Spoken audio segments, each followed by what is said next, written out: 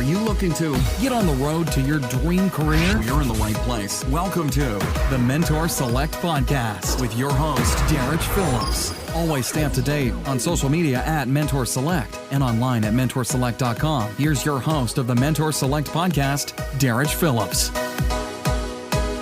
Welcome to episode 41 of the Mentor Select Podcast. It is always a pleasure to have you join us. Real quick, if you have not had a chance to like, subscribe, or review the Mentor Select Podcast on iTunes or whatever platform you listen to podcasts on, please do so just to help our Mentor Select community grow and just to reach more people who will benefit from the virtual mentorship that we offer. It's been a really fun week for me, very busy. As you all know, last week I launched my book, Poverty Powerball. So I've been working on the book for almost a year. So it was really exciting to get that book out and share my message with the world. And essentially with Poverty Powerball, it's all about giving people a blueprint on how they can turn their adversity into their winning ticket to overcome any obstacles that they're facing, and especially kids growing up in poverty, to give them the hope, the inspiration, and to empower them to become what I call Poverty Powerball winners. So you can pick up my book on Amazon. Just search for Poverty Powerball. Also check out my website, derekphillips.com, to learn more about the Poverty Powerball movement. But today is going to be a great interview with pharmacist Kevin Goins, and he's telling us a lot about his journey from actually being a pharmacist to now he's a international motivational keynote speaker. He does coaching, and he's an author. The list goes on, but essentially Kevin is the visionary behind the Owning Your Brilliance movement. And that's what he's going to talk to us today about. How can you, as a listener, own your brilliance, walk in your purpose, and just live a fulfilling life? Kevin's going to give you practical steps to do that.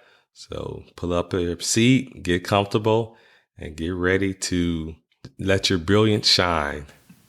So today we have Kevin Goins on the Mentor Select Podcast. How are you, Kevin? Doing great. How you doing? I'm doing good. It's kind of cold this morning here in Dallas, but other than that, it could be worse. I hear you, man. Yeah, it is very cold. Definitely. Well, Kevin, we're excited to have you here on the podcast. You're going to share some great wisdom with us. But before we get into all of the details, we'd like to get to know our guest mentors a little better. So can you tell us something that most people don't know about you? Yeah, when I was in college, 22 years old, man, I had to climb a rappel wall. And I'm afraid of heights. So it took me forever to jump off that thing. I said, how did you get here? And I remember saying to myself, how many times have I said yes when I probably should have said no? So just being on that rappel wall, just towering in the air, it was terrifying. But we had to literally jump off with a rope backwards as somebody behind just made sure we were safe. And it was all about scaling the wall, kind of like they do in the Marines. That was a fun fact that it was scary, but it was liberating when I did it. So I'm kind of glad I did it looking back. You safely made it down the wall. I made it down that wall. Man, I was really, I can't believe I'm up here. What am I thinking? That's pretty cool. So what did that experience teach you about just the fears? It actually taught me what they said is true, that fear is nothing but false evidence that really appears real in my mind. Okay. But when I overcame it and just jumped past it, it was almost like jumping through a cloud of nothingness into something different and a new experience. So I'm really glad I did that. Wow, that's cool. Yeah, I remember for basic training, Army basic training, we did something similar, and it was fun. I wasn't necessarily scared of heights. I remember being on the ground, looking at people doing it like, we can actually get hurt doing this. I know, right? And I never forget that call, Derek. They were like, unrepelled. You get people down ready for you. And when the guy at the bottom is ready, he hollers back, unbelay. So it's letting you know that the guy at the bottom is ready for you to brace. And I was like, when I did that, I was so nervous, but I said, you're doing it. We're up here. Let's make it happen. And I just jumped through the fear. It was phenomenal. Wow, that's pretty incredible. The reason I invited you on the podcast today, I've been knowing you maybe a little over 6 months now, maybe a little longer. We met at the National Speakers Academy. Yes. And yeah, since then, you've been You're doing some big things. Can you tell us some more about your journey to where you are now? So I've been a pharmacist for the last, 1995, 20 plus years being a pharmacist. Wow. But the funniest thing about it, even though I've been a pharmacist, I've always been going to what you just said, speakers organizations, different things like Toastmasters and these different ways of trying to figure out how do I get to be a speaker, something I've always wanted to do, but was kind of afraid to admit. So I put a white jacket on top of purpose. I became a pharmacist, did something that felt safe and secure because stepping out into being a speaker was unknown. How do you make money just being motivational? That was just too scary for me. So once again, I'm doing the thing that I should not be doing, but it was safe. Have you ever done that before? Oh, yeah. I can certainly relate. I'm sure all the listeners can relate. Yeah. Cool. Yes, a lot to dive into there. But let's get started with what was your initial attraction to becoming a pharmacist? Where did that stem from? As a kid, I had a photographic memory. Man, my intellect was it was weird. A lot of stuff just made sense to me. I could not explain it, didn't have to study it. And in sciences, I always scored off the chart. In math, I scored off the chart. So those two went together, and I kept hearing over and over and over again, my son's going to be a doctor. So I was really going to be a doctor going up. But when I got to a certain phase, I was like, wait a minute. I don't even like blood. Doctor's off the table. But because I heard that for so many years, by the time I got to high school and I told my guidance counselor, I will never forget sitting in her office going, I can't do that. I don't know what I'm going to do. And she says, why don't you go ahead, since you're not quite sure, go to pharmacy school first. That way you can always prescribe medicine, understand it, and then you can go to med school. Well, let's say you're not quite sure about med school, you'll always have a career as a pharmacist, and they make really good money. And I was like, sure. So I kind of landed there by default, not even a choice of mine. It just kind of happened. Okay. Awesome. So you mentioned also always having that desire to be a professional speaker, spread your message. Where did that stem from? If I can truly be honest, there was never a desire. It just felt more like a calling, like something I was supposed to do. But I was terrified. And let me tell you why. I was bullied as a kid so bad. I don't know. I was just one of those kids that did not fight back. And as a result, I used to hate God going, why would they say you're so good and you would let something so bad happen to me? Who are you? That's kind of how I looked at it. So every time I would feel this unction of being out on a platform, whether I'm in a play at the church or it's singing in a choir, I always felt I was supposed to be out there some kind of way inspiring people. But I always cast it down going, oh, man, I'm not doing all that. If I'm being bullied as a kid, who the heck is going to listen to me? So I would always push that it felt like a calling, but I would always push it away from me because it felt like a haunting, so to speak. And not a calling then, it felt like a haunting because who would want to be in front of people and you're being bullied? So I was angry with God because why would you keep bothering me with this? Get this away from me. Give it to somebody else who's popular. I don't want this. But it kept coming. And sometimes I had fun with it, and then I got bullied, and I thought, oh, shoot, and I pushed it to the side. So that's kind of where it came. It was not something I chose. It chose me, and I was mad. Wow. That's pretty insightful. I remember I used to hear people saying like, oh, yeah, this is my calling and things like that. And I thought it was a bunch of hoopla until I finally discovered my calling, which is something kind of a similar journey to you. Wow. Are you still kind of like fighting your calling or have you walked into it? If I can be honest, I think I fought it for almost 2 decades. I knew it was this. So what happened was this. Even though it was in there, I would find creative ways to kind of appease it so it would leave me alone. So I would join organizations like Toastmasters, or I would join things and get in a play on occasion or do something so it could feel good for a moment and get away from me. But it kept saying, that's not enough. That's not it. So then I spent a lot of money at times going to conferences and all these different places where I saw other speakers speak. But I was like, I'm still not getting up there.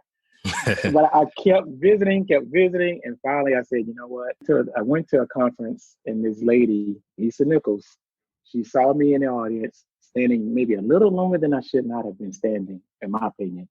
And she called me on stage and asked me to get up here and do this particular technique.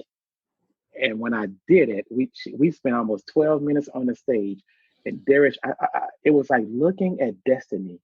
looking at greatness, somebody just a couple of steps further, doing what I wanted to do for decades, living in the moment, being the moment, and giving herself permission to be great. And I looked at myself and said, Jesus Christ, is that what that looks like? And I was amazed. And from that point on, I began to say yes. And that was just last year. Just last year. So you don't understand, boy. I've been running from this for decades, boy. I'm not doing that. It's not happening. Right. And here I am. Wow. So how has your life changed since you started saying yes since that moment? Oh my God. Saying yes was very magical and hell all at the same time, if I can be honest. The hell was I had to actually get past the fear of the rejection and the fear of some of those negative lingering thoughts. See, when that bullying stopped, one of the things I learned as a child, it was a proverb: train up a child in the way he should go, then the way he's old, he won't depart from it. So I was trained early to be bullied. So when the bullying stopped, I took that training and still bullied myself, doubting. And you know how it is to everyone. Sometimes we know we should be doing something. Right. We know we could be playing bigger, playing better, being always supposed to be, but then we doubt ourselves and say, I'm not good enough. Yeah. Or I don't know if I can do that. Or worst maybe, enemies. yeah, maybe she can do it better than I can. So I began to take that training of being bullied, and I began to bully myself. But because even though I was doing that, I kept studying and I kept going to some of her trainings and some of her coachings, because here's what I learned about a coach. And this is why I'm one today. When you look at a coach and they're a few steps down the road than you, and they're in the exact same path, a coach can see stuff in you that you can't see in yourself. So when I was being called a nerd and a geek and all these crazy names as a kid because of this weird intellect that I had that I sure didn't ask for, she looked inside of me and she says, no, I see greatness. No, I see brilliance. You know, I actually see remnants of me inside of you, how you started. So I know you can do this, Kevin. You are this. So the coach in her began to talk to the greatness and brilliance in me while the doubt was still fighting and bullying. But I began to hold on to what the coach said, and I began to study and literally crawl my way and grapple my way out of bullying myself and out of the doubting and that kind of stuff into running into speaking. And so it was like the weirdest thing of, it was called cognitive dissonance. On one hand, I'm like fighting myself. On the other hand, I'm going, no, I'm brilliant. And the two were fighting, and they kept saying, you've been saying that for so long, but you know what? I think that's the 9-year-old. You get back, bully person. Let this older guy go now and let him be. Let him be okay. Let him be free. And so that's kind of how I ran into this. You bring up a very good point, too. I remember reading a book back in my early 20s where it talked a lot about shifting paradigms, and how you just mentioned like the 9-year-old was still controlling you as an adult. And that's what happens with the paradigms. We form these roadmaps at an early age, and they can confine us into our adult life. And we think like, okay, we still have the same insecurities and fears as when perhaps you were being bullied as a child. But yeah, you have to make that consciousness effort to reshape those paradigms, develop new ones. So exactly. And I got to share some of this with your listeners, because here's something I did not know. And now I'm so grateful for this. Let me tell you something. At 9 years old, being bullied, what happens is if you're bullied at an early age and you're like me, you begin to live less than you, but you also begin to listen more. You begin to let other people go first, but then you begin to study more. So what was happening was, though my voice was going down, my ears and my soul would open up. And I began to hear things and see things. And it was the weirdest thing, because it gave me more insight into humanity and people, though I hated them because they were hurting me. And in my little pond, humanity hates me, so I hate them back, as a kid. But what I didn't recognize is that 9-year-old is picking up skills and gifts and talents I did not even know possible. So I'll give you an example. The weirdest thing now, I call it bat sonar, because it's like this discernment where sometimes I can hear and see I don't belong there. And now the 9-year-old that I used to hate that happened to me, hate that I was, quote, a victim of that. Do you know now the 9-year-old in me now has coffee at Starbucks, so to speak, with the 46-year-old me.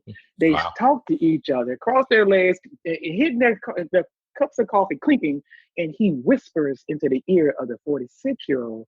And the 46-year-old now gives utterance and gives words to what the 9-year-old can sense. And so I now know how to sometimes walk into situations and walk back because the 9-year-old whispers into the 46-year-old's ear. And now the 46-year-old has to do what has to be done. However, here's this one as well. There are times when I'm limiting myself and I'm living below potential, living below greatness, living below brilliance. And the 46-year-old said, wait, something's happening here. And at the Starbucks, they get together. He says, 9-year-old, get back in your place. You're trying to drive the car and you no longer belong right now. Let me be brilliant. I've got this. You Right. sit down and stop holding me back. So they have to learn to work together, and they do now. And it's the weirdest thing. But on occasion, when that fear comes up, I just know the 9-year-old is rising too high. 46-year-old smacks him on the hand, says, I've got this. You sit down. But there are times when I pull nuggets out of the 9-year-old because he sees the wisdom. He sees the discernment. He sometimes knows, let's do it like this. It's the 9-year-old that says, get up early and write because it's quiet. During the daytime, it's too much hustle and bustle. It's the 9-year-old that says, go this direction right here because I think that path is going to lead you. So when you look at my office, the 9-year-old puts all these charts and graphs up, and the 46-year-old says, let's organize this. Okay. And so it's funny because some of these things are coming to pass right off the wall as the two learn now how to come together as one. No longer hating part of myself, beginning loving, healing, embracing all of it. That's where owning your brilliance actually came from. Reconciling the two together, allowing them to be, and then co-create as one. That's awesome. Like I said, coexisting in harmony. Love it. There it is. Clinking coffee at Starbucks. Isn't that great, man? What an image. Beautiful. I think that is so amazing. Beautiful. So you mentioned owning your brilliance. What does that mean? Tell us more about owning your brilliance. Well, I go back to that coach, Lisa Nichols. You got to look her up on YouTube if you haven't seen her. She's one of the co-authors in The Secret. And when I met her, Jesus Christ, I saw this woman. She was owning her brilliance right before my very eyes. And I heard her use different words and phrases and different things that spoke to me. I mean, who talks about using the words legacy and destiny in regular sentences? But I saw a woman that was shaping destiny, co-creating with legacy, and just taking dominion over the entire world and earth and saying, this part of this world belongs to me, and giving herself permission to be so phenomenal. I said, Kevin, could it be possible that you can allow yourself to begin to own your brilliance uniquely as you were created? Meaning that there'll be days when I'm owning my brilliance and I'm all of that in a bag of chips and everything is working great. And then there are days I wake up going, this is too many people. Heck, I'm terrified. Y'all got to get away. So there are days I'm on and I'm owning it. And there are days it's like, Jesus Christ, I'm overwhelmed. I don't think I can do this. So that's why I put the ing in owning my brilliance, because I recognize that it's more of it's a constant ongoing on and off. But now it's becoming more ons than it is off. But I give myself permission to have both work for me. It's just amazing, Derek. It's amazing. Wow. Actually, a lady I interviewed, Dr. Ali Griffin, she mentioned Lisa Nichols a lot too. She's actually coached by her. So yeah. And she and I met at the last Speak and Write conference. So we volunteered and served together under Lisa's camp back in November 1st of 2018. Wow, that's when I met her. And so we were at the table together, having our green shirts on, and we were just helping people, inviting people in to Speak and Write. So yeah, Ali Griffin, I definitely know her. Yeah, small world. I know, right? I saw you interview and said, that's amazing. Yeah. That's cool. And I love that you mentioned that it's a daily, battle. It's just once you come into your brilliance and realize, okay, I am great. I can do all of these things and claim you're part of the world. It's not something that's permanent. It's something that you have to continuously work at and continuously quiet those limiting beliefs and self-doubt and imposter syndrome. So everyone goes through that. It doesn't matter who you are, what level you reach. If you're pursuing something great, you're going to experience all of those challenges on a daily basis. So yes, Lisa says this all the time. If it doesn't make your knees knock and it doesn't make your teeth chatter a bit, then it's not great enough to go after. Yeah. So sometimes the very thing has to be so big that you're actually knees knocking, teeth chattering, saying, Jesus, can I do this? So here's one of the things I want to give your listeners, because I have that in me as well, but I found a way to get it out of me. So if I wish we had this on video, but in my office, I created an org chart and I put me at the top of CEO, and I have different people that's marketer, my brander, my speaking coach. Because even though I'm a coach, life says always be coached. So if you can learn how to be taught and learn how to be led, that's phenomenal. Right. Then I have over here on the other side, all these are sticky notes. I have this vision of some of the things I'm going to be creating. But what most people probably don't do, and I wish they did, I have what I call owning your brilliance killers. And at the very top, this is the mind battle. I've got 1, 2, 3, 4, 5, all the way. I have 11 different random thoughts that go through my mind. Those are the killers. And instead of keeping them in my mind, what I did is I put every single thought on a sticky note. And here's some of the killers of my mind.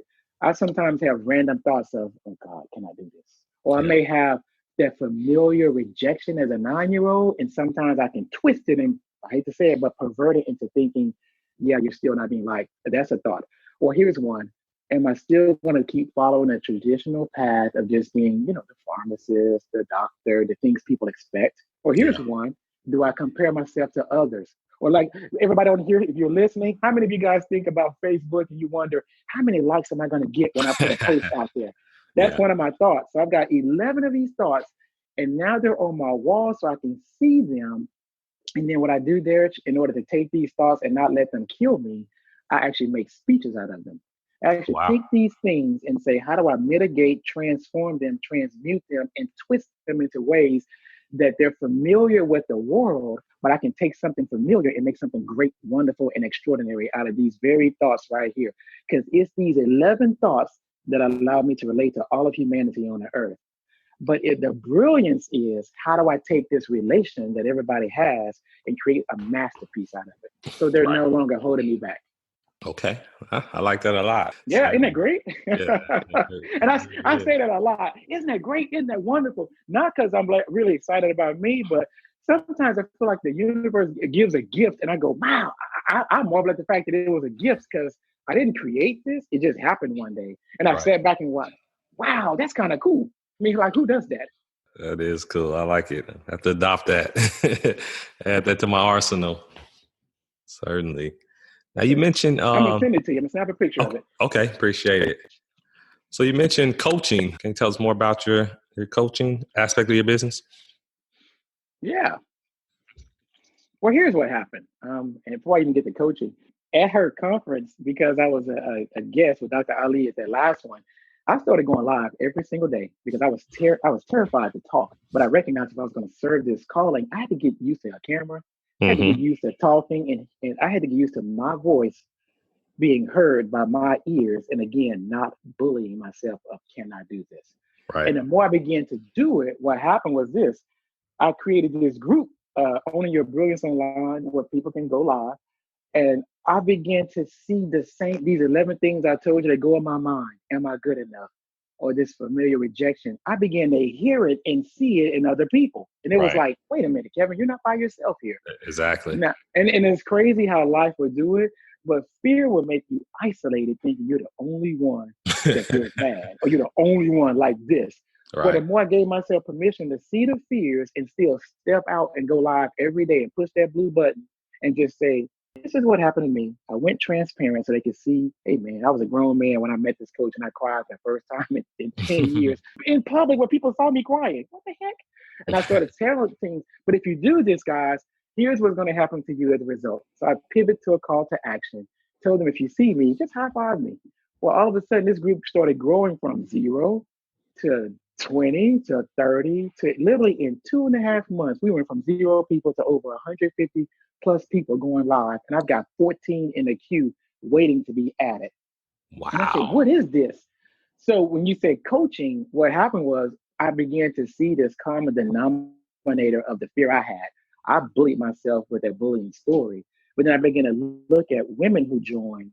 Some of them have been bullied by men, whether it was physical beating or just verbal beat downs.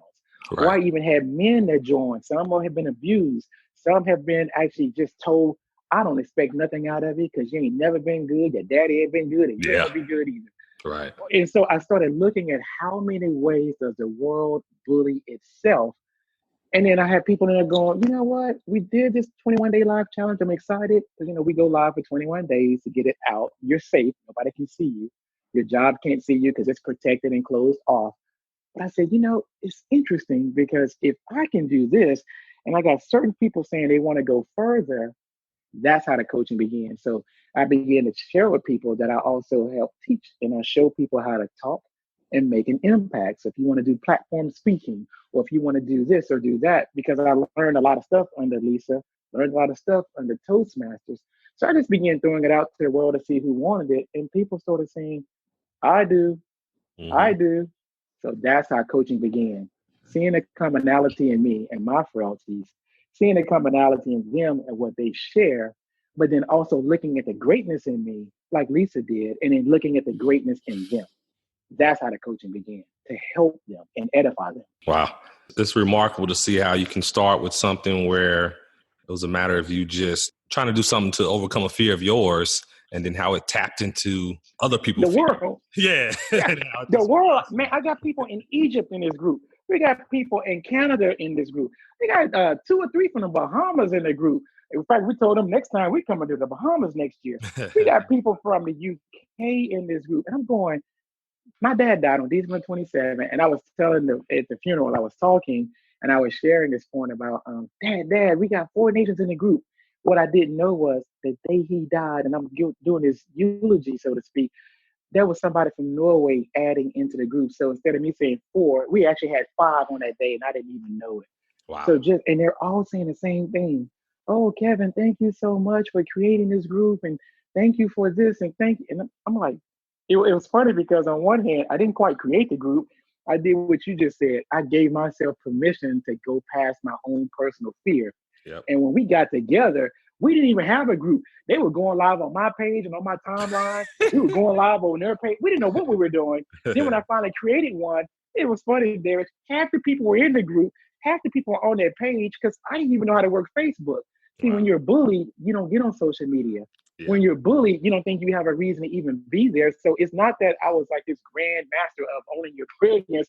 I'm like, how do you use Facebook? Because nobody ever, in my mind, nobody's ever interested before me. So what do I do with this thing now where I can help? What is this? Yeah. That's how it started. So I finally got the group together, but by then we had about 40 or 50, half were in the group, half were off the group, half over here, half. And we finally got everybody in the group now. So now there's actually structure. Now people are attracted and they're actually bringing their talents and gifts. There's a guy in Arizona that helps me with a whole lot of stuff with the all kind of just technology things. I got a girl tonight. We're supposed to meet at 6. She's like, Kevin, I want to help grow the group. I saw you on stage in January. I think I can help you grow the group with Facebook ads. And I just created this thing called the 6 Proven Strategies of Going Live. It's an online course they can buy for $77 with a company book for $13. And she was like, I can also help you grow the workbook. So why don't you help me come together tonight? And if you do this, give me testimonials of how I helped you, and then we can help each other. I said, I'm going to do one better for you. That's what it's all about. But look, I said, I'm going to do one better for you. Not only will I give you a testimonial, I'm going to help you speak with impact. I'm going to help you when you say what you say. I'm going to help you show up as your highest and best version and step into all your space. And that way, when you do this, you're going to command the room and people will be drawn to you. I'm going to show you how to bring out their brilliance. So she's like, oh my God, this is great. So we're bartering services and I'm going, how did I get here? Yeah, I could not have planned this if I tried to. You got it there by saying yes. I guess so. There it is. That's the key. Yeah. So I'm grateful. I'm so grateful. And what's beautiful about that is, like you said, a lot of times people, they fear social media because a lot of times people are not transparent on social media. So they're just showing oh, look at me, look what I have. And just basically social bullying is in a sense. But for you to create a group where people can feel safe to just be vulnerable and transparent. And real. You're certainly on, and real, exactly. You're on to something. So that definitely, and it shows. I need to comment on that, Derek, because that drove me. That was the main reason why I hated Facebook. I used to say I hate Facebook because every time I got on there, I saw all these people and they're going, oh, I just love the fact that you were born and I remember the day I held you up and kissed you and Like, wait a minute, wasn't that the same person you were hollering and screaming at yesterday and I saw you were not on Facebook? Why are Yeah. you acting like that today? Like Right. everything is so perfect on the book and all these pictures of grandeur. But remember, I'm the person that was bullied. So when I looked at it, what you just said was true. I began to bully myself with their pictures of all their beauty. And I'm thinking, damn it, once again, I'm not enough. And that's how I saw Facebook. And Yeah. I hated it until I gave myself permission to say, could it be possible I could be real enough to at least say, hey, man, I got pain. All this stuff y'all got, I'm glad y'all are perfect because I'm not hiding that a little bit. But I Right. got some real pain. And if anybody can relate to me out there, and maybe it's another person on a book like me, come on over here where I am.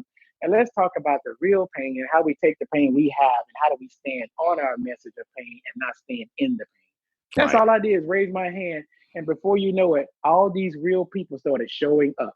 Transformation like crazy. Never Yeah. seen anything like it before in my life. Yeah. People can relate to pain because we all have our own version of it. And so that's what people But relate to. but why do we have to mask it all the time? Right. That's Right. the question. That's it right there. Yeah. And that's what I'm giving people permission. Take your mask off. Come out wherever you are. Take off your mask.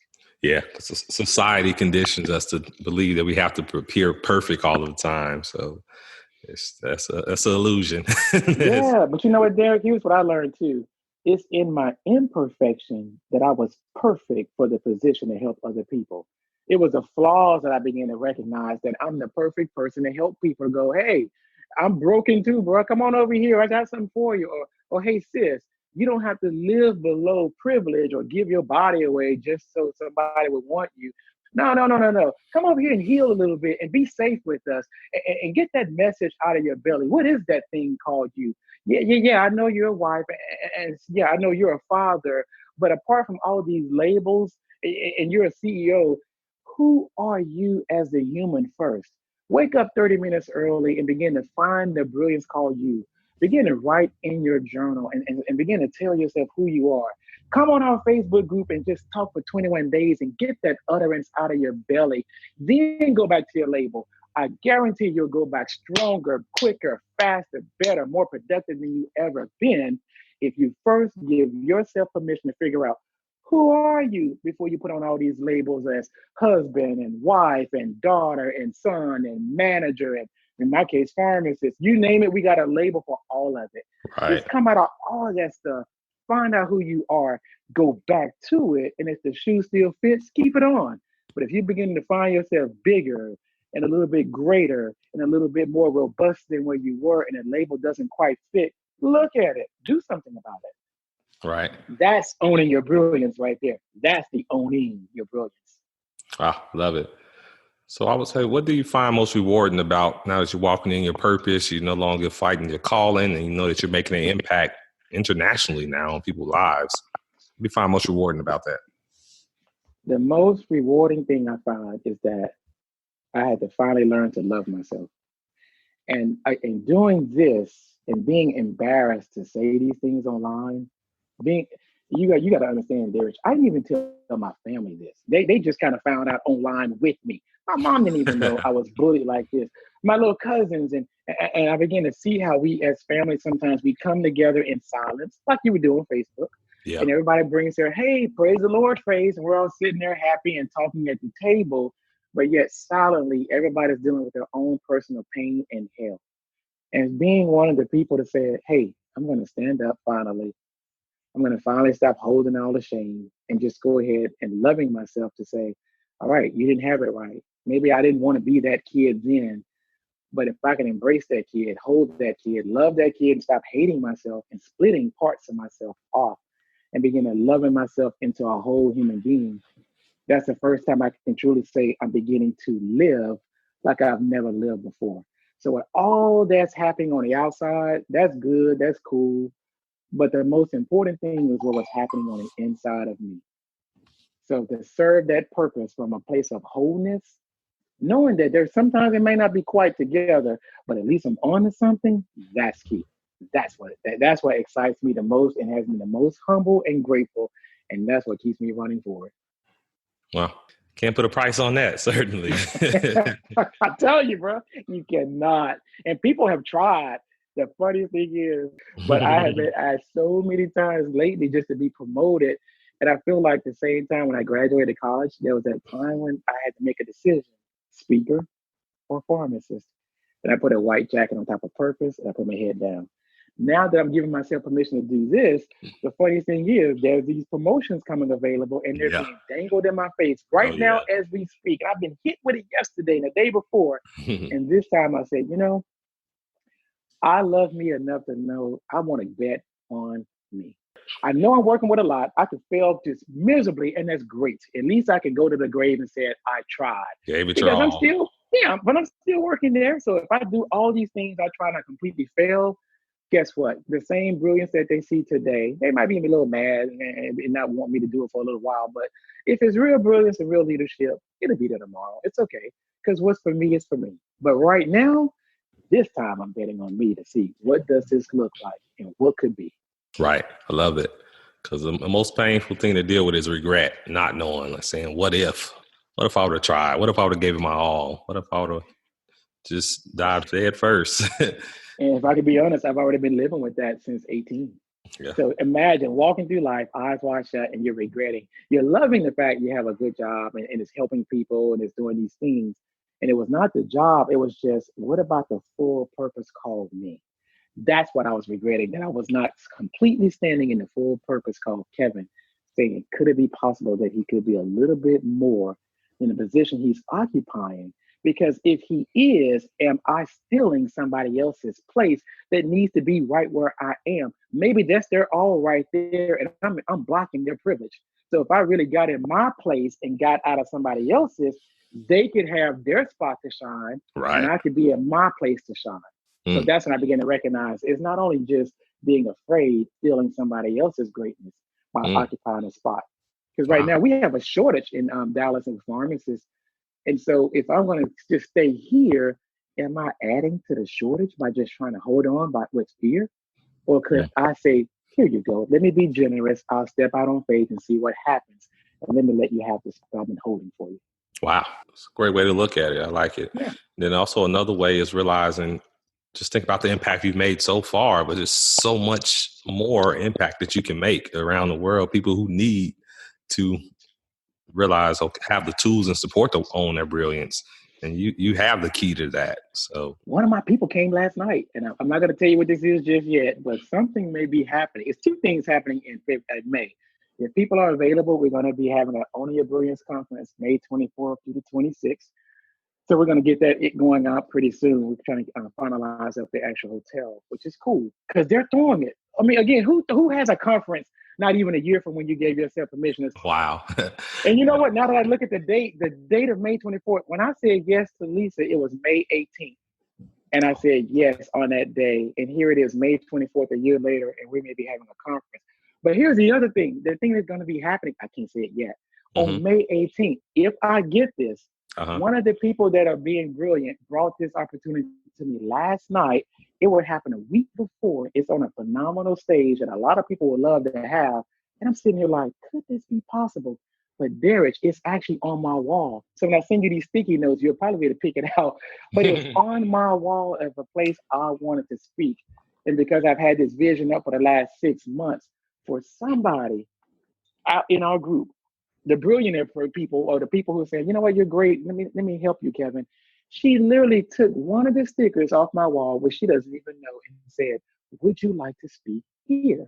I have people who want to have people like you bring this message. And I think Own Your Brilliance message will be perfect here. So if I get it and they say yes, then I'm going to come back and share what it is. But it's really exciting. And that was the exact day that Lisa broke me open on the stage as a coach, May 18th. That's why I said, this has to be destined. This has to be real.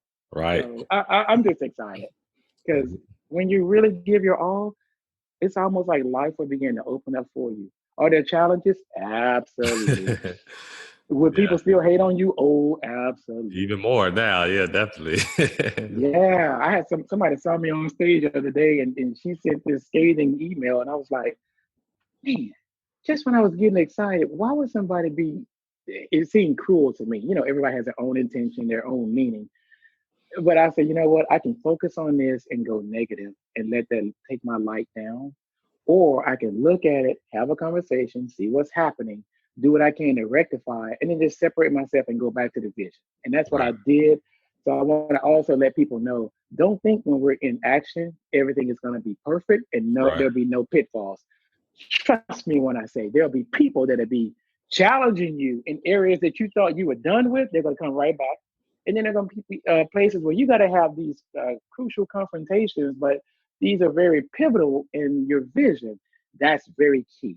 And if you can own that, walk into it, work with it, rectify it, make it right, and still look at the vision while you're doing it so you stay in line, just understand those things are going to make you stronger for what is to come. Right.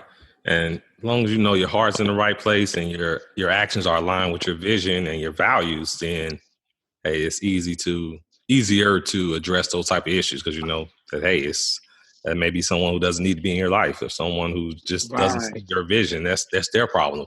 Exactly. And we don't wish them any kind of harm or anything like that. Right.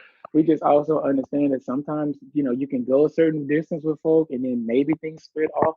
Who knows how it works? But all I know is this: make sure they're doing what they need. You make sure you're doing what you need, and you stay on the vision, and Right. it will carry you where you need to go. Yep, that's your guiding light for sure. Oh my God, I'm a witness, man. And it's ironic how the universe works where, like you mentioned, as you're walking more and more in your purpose, how opportunities trying to hold you back in terms of promotions and things like that to get you to play it safe, those are just start falling out of the sky. And that's something I'm telling you. I And can I've relate been to. waiting for that for years because I joined this particular company.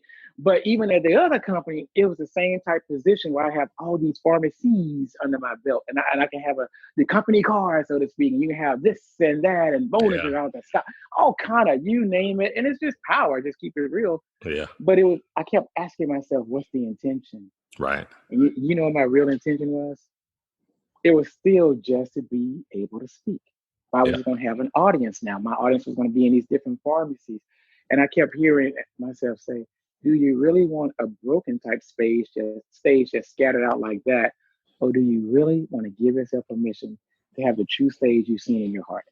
Do Yeah. you really want to give yourself permission to really write that book, really begin to create that website, really put yourself out there and your prices and what you offer to the world, and let some say, yeah, I like that guy. While others go, man, I don't know what he's talking about. He has nothing for me. Right. And just still be okay with both rejection and acceptance all at the same time. So Yeah. this is scary. It's no longer a definite paycheck. This is more like you got to earn this. You got to structure this. You got to provide value, and people get to self-select and choose. Yep. Yeah. It takes a lot of courage. Yes, it does. And you already know. I'm telling you, Derek, you're the one who got me going. I have to say that every single time when I started going live. Now, I had a couple of friends that tried to push me, but I remember seeing you and Cassandra from National Speakers Association tell your story for 30 days straight. And I never really said much to you, but what I love about this, and I have to say this for your listeners, when you give yourself permission to be brilliant like Derek did, you don't know whose life you may impact and what tsunami of blessings could come as a result of you giving yourself permission to go out there. So he did that thing. He was going live every single day, telling stories. And the whole time he did it, guys, here's what I was telling myself. Dang, I don't know if I can do that. I'm not sure that I have any interesting stories or who would listen to me. That's what I would tell myself. Like Derek was giving himself permission to be brilliant and be live and just go and put it out there. And I was terrified that I was messing all up. But I kept watching him and I kept watching her and kept saying to myself, if they can do this, well, maybe I can. Yeah. So I held it for a moment. And then when that conference came up, I took the courage that I borrowed from Derek, which he didn't know I took from him. So I'm going to give it back to you now. Thank you. And then, and matched it up to a platform that gave me comfort. So when I was able to do it, I felt like I was doing it in my timing at the right time. But I still was borrowing from him, so I can't steal that from him. And every chance I get, I always give honor back to Derek in that way, because he doesn't know. I kept watching him and going, God, Lee, how is he doing that? That's awesome. I'm certainly humbled by that. And it's as you mentioned, you just never know when you're taking that leap of faith and walking in your purpose. You just don't know who's watching you. You don't know who you can inspire and impact. And yeah, when I was doing it, I just was doing it just to support Cassandra. Like, hey, she's bold enough to do it. I know she feared doing Facebook Live, so that's why she wanted to do it. And I wasn't comfortable doing it either. I hadn't done it a lot. So, hey, let me support her teamwork. And that's how that worked out. But now it influenced you and you started an international movement. Now you're returning the favor. I'm being inspired by you. Like, okay, how can I take my business to the next level, to the international level? That's just how it works. Exactly. So I thank you, man. Thank you for the opportunity. So, Kevin, it's been an awesome interview. You've given us a lot of great practical steps that we can take to walk in our own brilliance. So how can people get in contact with you? But they can get in contact with me. They can go on Facebook and look up Kevin Goins or owningyourbrilliance.com and see us there. Now, right now, I'm creating a website, www.brillianceleadershipacademy.com. It's out there and it's rudimentary, but it'll be finished in the next couple of weeks. Okay. Or they can call me at 214-210-3995. Awesome. Appreciate it, Kevin. Awesome. Certainly have to have you back. Take care. It's my pleasure. Thank you. Take care. That was a great interview with Kevin Goins. He really has an international movement going on, and it's been just exciting for me to watch him from where he started to where he is now. And it really all comes down to him owning his brilliance, saying yes, and just not letting fear stop him. So I'm really inspired by Kevin. I hope he inspired you. Be sure to reach out to Kevin and really follow what he has going on. He is a really impressive young man. So definitely keep an eye on Kevin. He's going to do great, great things. He has a big vision and he has the support and following behind him. And it's just going to be exciting to see it. Well, on that note, I'll be back next week with another guest mentor. So be sure to tune in. Thanks so much for listening to this episode of the Mentor Select podcast, helping you identify and follow your passions. For more great content and to stay up to date, visit mentorselect.com and Mentor Select on social media. If you enjoyed today's episode, please rate and review. We'll catch you next time.